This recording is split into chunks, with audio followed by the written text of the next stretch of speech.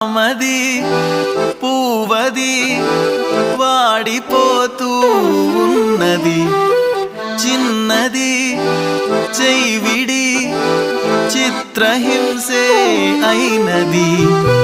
నిన్ను తలచుకుమతి చెడిపోను, దేవుడా అని దిగులైపోను. పైకి బాధగా కనపడనే మనసు పగిలిన మనిషినిలే.